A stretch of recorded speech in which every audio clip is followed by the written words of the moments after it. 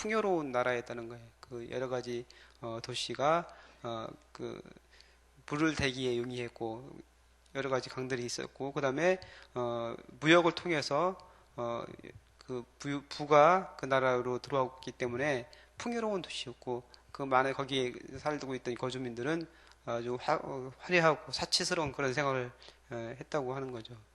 로마도 마찬가지. 그 로마도 이렇게 무역을 통해서 많은 그 재화가 로마 안으로 들어오게 되고 로마 시민들은 정말 사치스럽고 음탕한 그런 생활들 말로 닿을 수 없는 그런 타락한 모습에까지 갔던 것을 우리가 살펴볼 수가 있습니다.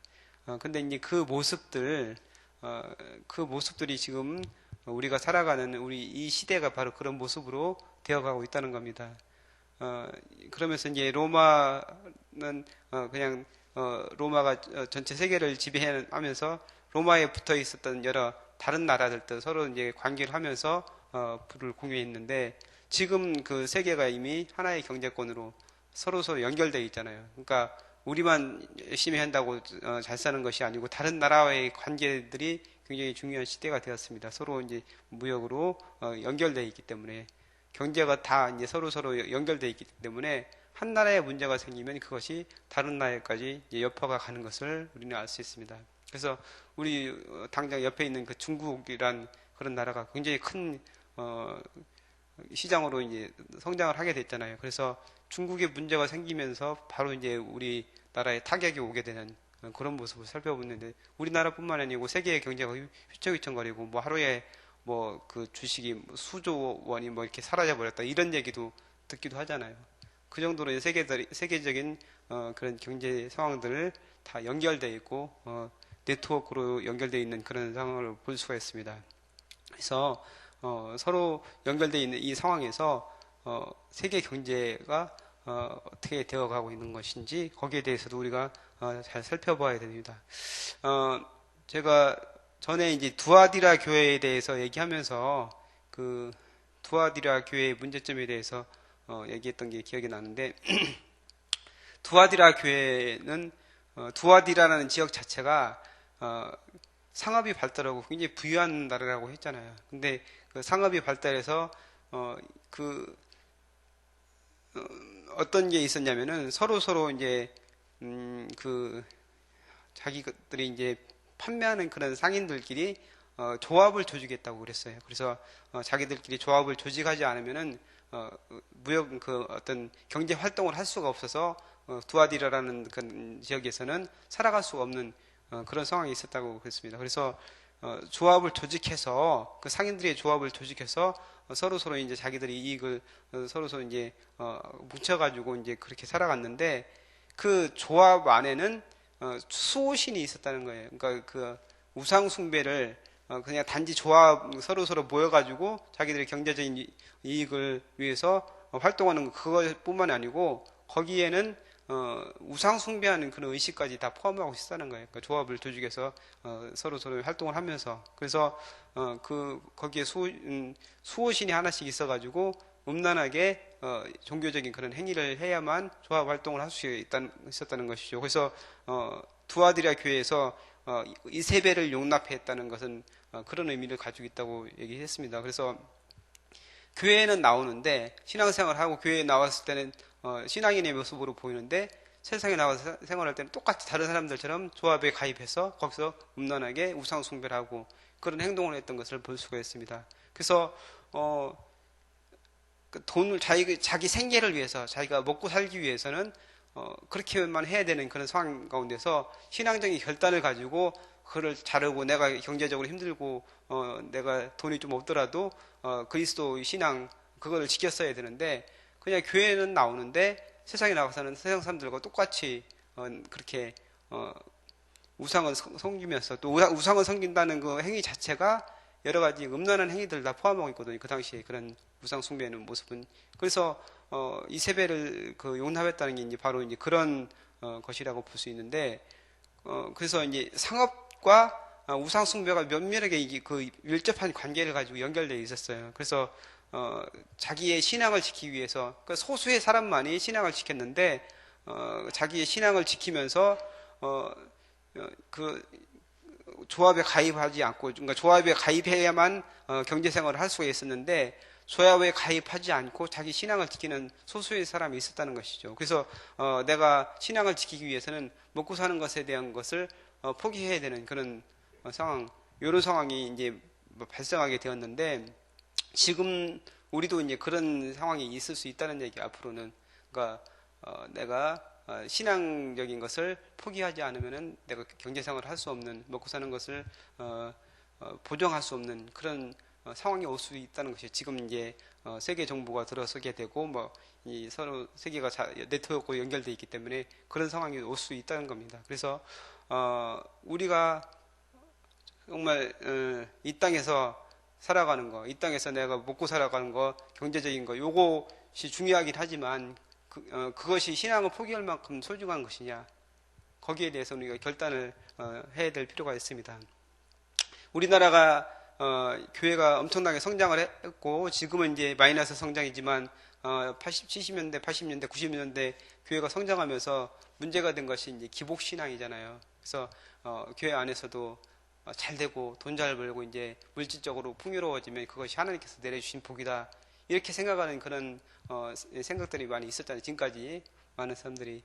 그래서 교회 안에서도 좀 잘 되고 부유하고 이런 사람들이 인정받고 인정해주는 그런 풍조가 있었고, 또한 많은 사람들이 그렇게 돈 많고 그러면 또 신앙도 좋은 것 같고, 그래서 존경하고 인정하고 이제 그렇게 했다는 것이죠. 이제 근데 이제 그런 것들이 세속화된 건, 그러니까 교회 안에서 돈이 중요하게 되고 세상 사람들의 가치관이 그대로 들어오게 된 모습이라는 것이죠. 그러니까 우리가 자본주의 사회를 살아가고 있기 때문에 돈을 우리가 사용하는 문제, 그러니까 돈과 연관해서 우리가 살아가고 자본이 가장 중요한 그런 시대를 살아가고 있기 때문에 그것을 무시할 수는 없는데, 교회도 세상처럼 그런 가치관을 가지고 살아가면 안 된다는 겁니다.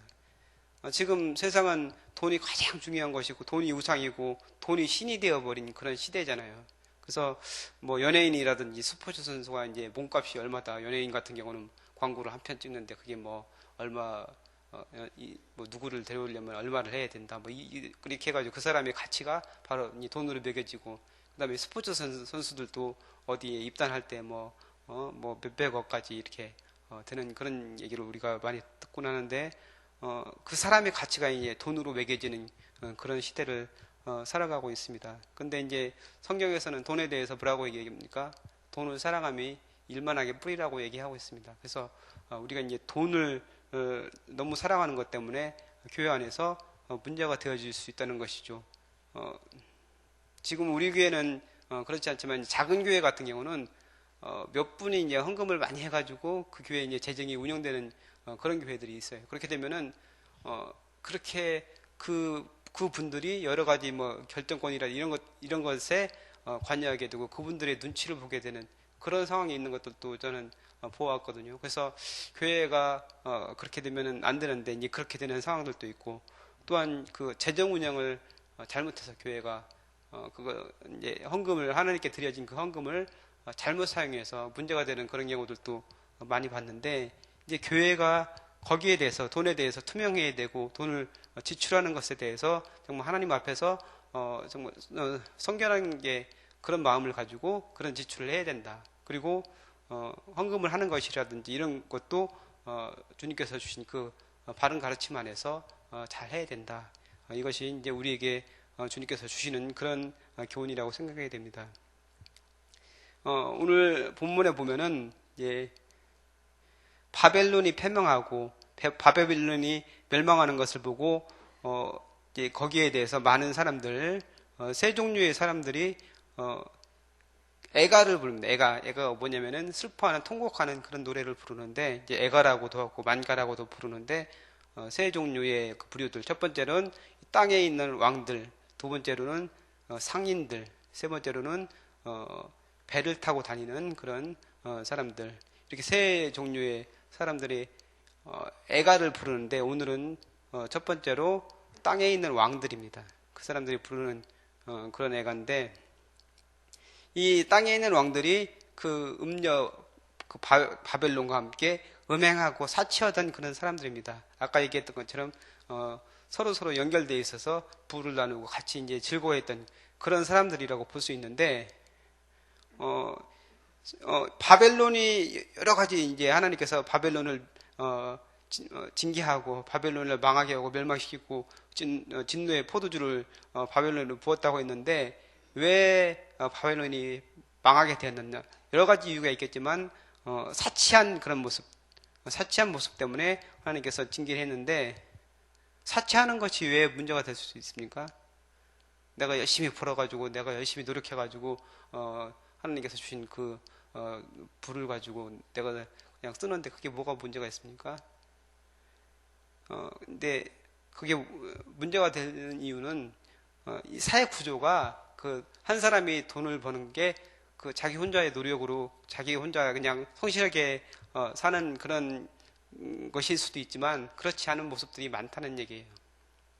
그러니까 지금 우리가 부가 최고의 선이 되고 최고의 가치가 되는 그런 사회를 살아가고 있잖아요. 그래서 어떻게 살아가든지 돈만 벌면 된다. 어떻게든 살아가든지 내가 부자만 되면 된다. 이런 생각을 가지고 있는 대부분 사람들이, 보편적인 사람들이 그런 생각을 가지고 있는 사회를 살아가고 있다는 거예요. 그래서 춘향전에 보면은 그런 게 나오잖아요. 이몽룡이 나중에 과거에 급제해가지고 암행어사가 돼서 그 변사또가 이제 잔치를 베푸는데 거기 거지 모습을 참석해가지고 시를 쓰잖아요. 근데 거기 그 내용이 금잔미준 천인열 옥반거요 만성고라. 뭐 그 뒤에는 제가 생략하면은 금잔미준 천인열은 뭐냐면은 금잔에 있는 그 향기로운 술은 천명이나 되는 사람들이 흘린 피다. 옥반가요 만성고, 이거는 옥쟁반에 있는 그 안주들은 만 명이 되는 그 사람들의 그 원성이 바로 이 안주다. 이런 내용입니다. 그래가지고 많은 사람들이 거기 있던 사람들이 그것을 보고 무서워해서 이제 도망하는 사람, 그것을 보고 깨닫는 사람은 도망하고 그것을 못 깨닫는 사람은 거기 있다가 나중에 이제 여러 가지 어려움을 당하는 것을 볼 수가 있는데 그 내용처럼 한 사람이 경제적으로 잘 돼서 부유하게 되고 사치를 할 정도가 되기 위해서는 많은 사람들이 어려움을 당할 수 있다는 것이죠. 이제 경제적인 구조가 빈익빈 부익부익 구조가 이제 우리 사회에 만연해 있기 때문에 그런 것이 이제 내가 사치하는 것이 내가 열심히 벌어서 하는 것일 수도 있지만 그렇지 않을 수도 있다는 것이죠. 그래서 이제 많은 사람들이 경제 정의를 얘기하잖아요. 그 우리나라에서도 이제 경제 정의에 대해서 이제 얘기하는 사람들이 많이 있는데 얼마 전에 뭐 개봉했던 베테랑이라는 그런 영화를 보면은 재벌 총수 아들이 솔직히 뭐 우리가 이제 뭐 흔히 얘기하는 뭐 갑질을 하잖아요. 그래서 운전기사에게 이제 갑질을 하게 되면서 여러 가지 이제 그 사회적인 문제가 되는 그런 것들을 다룬 그런 내용인데 우리가 뭐 금수저, 흑수저 이런 얘기도 하고 사회 구조 자체가 열심히 노력해가지고 돈을 벌어서 잘 사는 그런 구조가 되어 있지 않고 가진 사람은 더 점점 잘 되고 없는 사람은 점점 어려워지는 그런 시대를 살아가고 있는데 이것이 그 있는 사람들은 어떤 그 경제적으로 부유한 위치에 있는 사람들이 어려운 사람을 돌아보고 그 사람들에게 베풀어 줄 수 있는 그런 모습이 돼야 되는데 그렇지 않고 내가 가진 것을 가지고 사치를 부리고 그렇게 한다는 것이 그게 문제가 된다는 것이죠. 하나님께서 이스라엘 백성에게 애굽에서 출애굽해서 가나안 땅에 정착한 다음에 땅을 분배하는데 고르게 지파별로 분배를 합니다. 그러면서 어떻게 하냐면은 지계석을 세워가지고 각 지파 간에 또한 그런 종족 간에 그 가문 간에 또한 여러 가지 사람들 간에 그 경계를 정해서 그 경계를 넘어가지 못하게 하고 그거를 팔지 못하게 이제 법적으로 만들어 놓습니다. 이제 그게 무슨 얘기냐면은 이스라엘 모든 사람들은 서로 평등한 사회를 만들기를 원하신 거예요. 하나님께서 누구는 잘 살고 누구는 못 살고 이게 아니고 경계석을 놓아가지고 그걸 넘어가거나 팔거나 하지 못하게 한 것은 모든 사람들이 골고루 다 잘 살기를 원한 거예요. 그래가지고 이 살아가다 보면 어떤 사람은 뭐 부유하게 되고 어떤 사람은 가난하게 되는 경우가 있어가지고 종으로 팔려가는 경우도 있고 그렇잖아요. 근데 희년이라는 제도를 만들어 주셔가지고 그 사람이 50년이 지난 다음에 다시 원래 상태로 돌아가게 되는 그런 걸 만들잖아요. 그러니까 하나님께서는 모든 사람들이 평등하게 똑같은 상태에서 살아가기를 원하는 거예요. 이게 하나님의 기본적인 그런 사람에게 생각하는 그런 배려고 그런 생각인데 세상에서는 그게 그렇게 되지 않는다는 얘기죠. 그래서 오늘 그 9절 10절 말씀을 보면 그 왕들이 같이 그 음녀와 같이 사치하고 음양을 했는데 이 왕이 부르는 이 노래는 자기가 가지고 있던 것에 대한 그런 아쉬움, 그러니까 음녀가 죽은 것에 대해서 슬퍼하는 그런 마음도 있지만 그와 함께 사치하면서 누리던 것에 대해서 이제는 하지 못하는 것에 대해서 지금 아쉬워하는 그런 모습이 강하게 담겨 있다는 것이죠. 그래서 제가 이제 경제적인 문제에 대해서 여러 가지로 얘기를 했는데 우리가 이 땅을 살아가면서 어떻게 살아가야 됩니까? 지금 자본, 돈, 부가 최고의 가치가 된 그 사회를 살아가고 있는데 우리도 세상 사람들처럼 그것에 가치를 두고 살아가는 것이 아니고 이 땅은 잠시 있다가 없어질 그런 세상입니다. 그래서 우리가 그것만을 추구하는 것이 아니고 하나님께서 우리에게 주신 그 부를 어떻게 해야 되느냐, 교회 안에서 그 부를 어떻게 해야 되느냐, 세상에서 살아가면서 다른 사람들처럼 부자가 되기 위해서 그냥 수단 방법 가리지 않고 살아가는 것, 이것이 바른 모습이냐, 여기에 대해서 다시 한번 생각해 보는 그런 시간이 되었으면 좋겠습니다. 오늘 하루를 살아갈 때 주님께서 우리에게 주신 그 사랑의 정신, 2016년도 하나님께서 우리 교회 사랑, 하나님은 사랑이시라 그 말씀을 주셨잖아요. 그래서 그 사랑이 우리 가운데 있기를 원합니다. 그 사랑의 표현은 어떻게 보면은 경제적인 거, 돈에 대한 부분, 돈을 어떻게 쓰느냐, 돈을 어떻게 보느냐, 이것에 관한 부분일 수 있거든요. 그래서 거기에 대해서 좀 깊이 생각하는 그런 하루가 되기를 바랍니다. 기도하겠습니다. 하나님 감사합니다. 오늘 우리에게 주신 말씀을 통해서 우리가 이 땅에서 살아가면서 우리에게 주님께서 주신 그 돈을 가지고 어떻게 살아가야 되는지, 또한 어떤 모습으로 우리가 경제적인 생활을 해야 되는지에 대해서 같이 살펴보았습니다.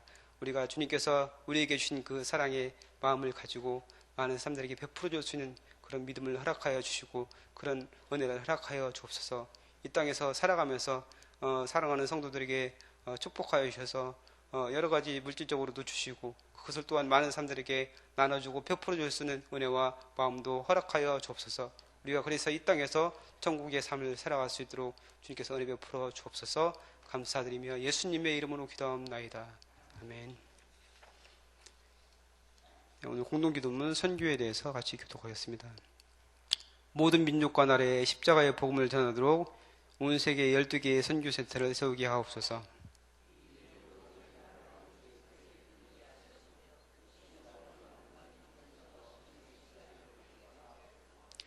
성경에 기록된 약속대로 주님께서 다시 오실 때까지 이 아름다운 발걸음이 강물처럼 들불처럼 이어지게 하시고 주님 뜻이면 어디든 순종하며 나가는 선교 공동체이게 하옵소서. 한 사람을 사랑하고 찾으시는 하늘아버지의 마음이게 하옵소서. 아멘. 주기도문 하시겠습니다. 하늘에 계신 우리 아버지, 아버지의 이름을 거룩하게 하시며 아버지의 나라가 오게 하시며 아버지의 뜻이 하늘에서와 같이 땅에서도 이루어지게 하소서. 오늘 우리에게 일용할 양식을 주시고 우리가 우리에게 잘못한 사람을 용서하여 준 것 같이 우리 죄를 용서하여 주시고 우리를 시험에 빠지지 않게 하시고 악에서 구하소서. 나라와 권능과 영광이 영원히 아버지의 것입니다. 아멘. 지금 들은 말씀이 내 삶으로 이어지게 하옵소서. 주일 예배를 준비하는 목회자와 사역자들에게 성령님의 기름 부으심이 있게 하옵소서. 2016년 성경 2000 통독으로 말씀과 동행하게 하소서. 청년부 동교회 수련회가 오늘까지 있는데 주님께서 함께 하시고 또한 이 중등부 수련회가 23일, 24일에 있는데 주님께서 큰 은혜를 베풀어 주옵소서. 2016년도 요한일서 4장 16절의 복이 우리 가운데 넘치게 하여 주옵소서. 우리 교회 12개의 미션센터 비전을 인도하시고 9개의 선교부 정기기도 모임과 소울사역을 축복하여 주옵소서. 기도하시고 또한 여러분이 가지고 나오신 기도 제목을 주님께 아뢰신 후에 자유롭게 돌아가시기 바랍니다. 기도합니다. 하나님 감사합니다. 주님께서 주신 말씀을 통해서